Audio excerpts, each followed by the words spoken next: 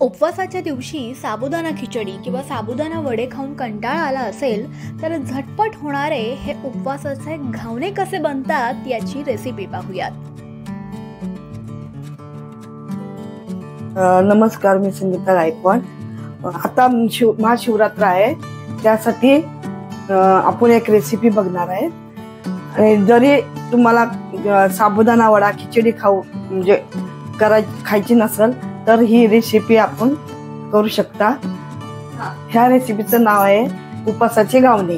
ते कधी बी उपवासाला करून खाऊ शकता, असंच नाही की शिवरात्रीसाठी हे नाही, पण हे कधी बी करू शकता आपण। मग आता आपण ही रेसिपी बघूया। आता ही आपण रेसिपी बघूया। 4 ते 5 तास साबुदाणा आणि वरईचे तांदूळ भिजत घातलेले आहेत। आता हे आपण मिक्सर मध्ये वाटून घ्यायचे आहेत।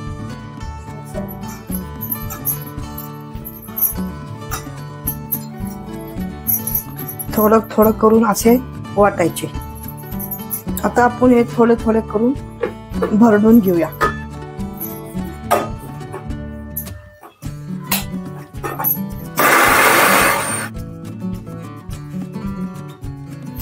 आता थोडे यात 1 चमचा दही घालूया।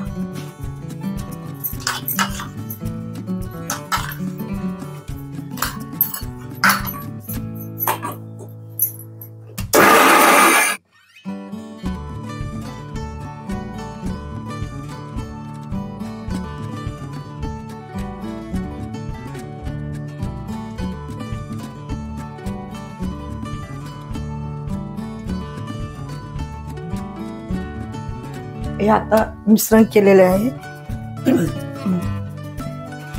हे असं झालेले आहे मिश्रण। जर तुम्हाला हे घट्ट वाटत असेल तर थोडस 2-3 चमचे पाणी ओतलं तरी चालेल। थोडं मीठ टाकायचे।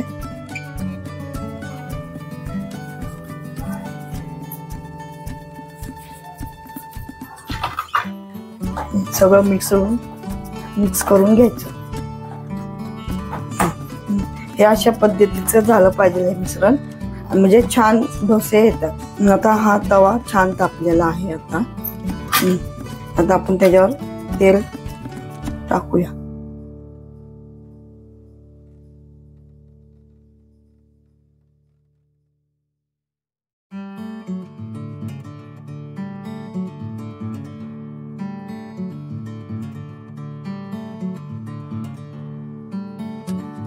आता थोडस कढईने तेल सोडलं तरी चालेल। आणि आता हे झाकून ठेव।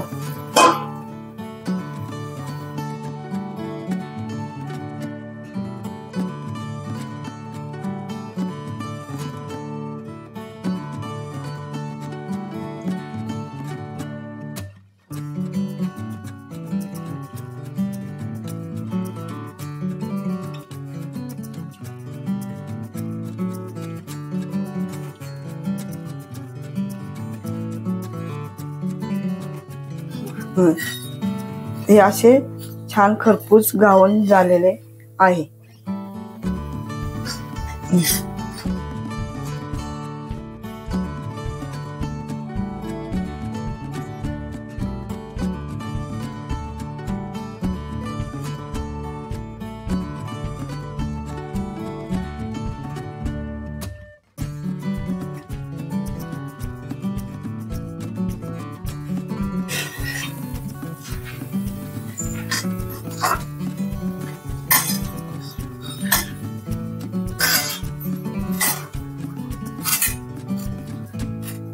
हे आता उपवासाचे डोसे तयार झालेले आहेत। हे तुम्ही दह्यासंग सुद्धा खाऊ शकता, उपवासाचा बटाट्या संग पण खाऊ शकता, आणि खोबऱ्याच्या चटणी संग सुद्धा तुम्ही हे डोसे खाऊ शकता। हे तुम्ही नाश्त्याला सुद्धा खाऊ शकता। जर उपमा पोहे तुम्हाला जर खाऊन कंटाळा येत असेल तर हे हलके फुलके कुरकुरीत डोसे। या डोस्याची रेसिपी साधी आणि सोपी आणि झटपट होणारी आहे।